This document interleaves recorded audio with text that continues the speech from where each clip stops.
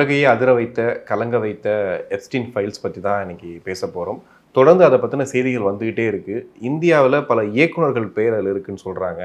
உலகத்தில் பெரிய தலைவர்கள், பெரிய மனிதர்கள் நினச்சிட்டு இருந்த நிறைய பேர் உள்ளே இருக்குது. ஆனால் குறிப்பாக அவங்க எல்லாமே அமெரிக்கர்களாகவும் இருக்காங்க, இந்தியர்களாகவும் இருக்காங்க. இதுக்கு பின்னாடி இருக்கக்கூடிய அரசியல் என்ன? அமெரிக்கர்கள், இந்தியர்கள்ன்றதை தாண்டி இப்போ நீங்கள் சொன்னீங்களா உலகமே பரபரப்பு ஏற்படுத்தின்னு, எங்கேயும் பரபரப்புலாம் ஏற்படுத்தலை. செய்தி நிறையா வந்துகிட்டு இருக்கு அப்படின்னா அவன் வேலைக்கு போயிட்டு தான் இருக்கான், ஒன்றும் பிரச்சனை இல்லை. இருந்தாலும் என்ன அப்படின்னு பார்த்தீங்கன்னா, இதில் முதல்ல எப்ஸ்டீன்றவன் ஒரு செட்டப் செல்லப்பா தான் அப்படின்றது உறுதியாகுது. ஆரம்பத்தில் ஒரு பையனுக்கு டியூஷன் எடுக்கிறான்.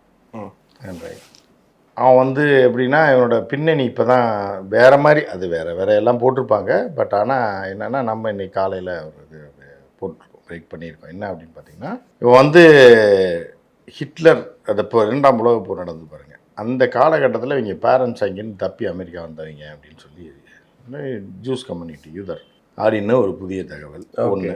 ரெண்டாவது என்ன அப்படின்னு பார்த்தீங்க அப்படின்னா, எப்ஸ்டீன் எப்ஸ்டீன் ஜாஃப்ரி எப்ஸ்டீன்னா தான் அவன் பேர், ஜெஃப்ரி எப்ஸ்டீன். எப்ஸ்டீன்றது ஜெர்மனியில் உள்ள ஒரு இதோட பேரா, ஒரு இடத்தோட பேர் அப்படின்றாங்க.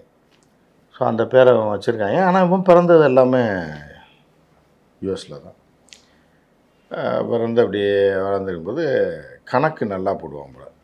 இத்தனையும் படிக்கலைன்னு வேறு சொல்கிறாங்க. காலேஜில் பாதியில் நிறுத்திட்டான்றாங்க. நிறுத்திட்டு டியூஷன் எடுத்துகிட்டு இருந்திருக்கேன். அப்போ அந்த பையனோட அப்பா பார்த்தீங்கன்னா நல்லா கணக்கு போடுறானே, இவனை நம்ம கம்பெனியில் சேர்த்துடலாம் அப்படின்னு. பில்லா படம் மாதிரி தான். பையன் திருடிட்டு வருவான், பண்ணை திருடிட்டு தம்பி கொடுப்பான்.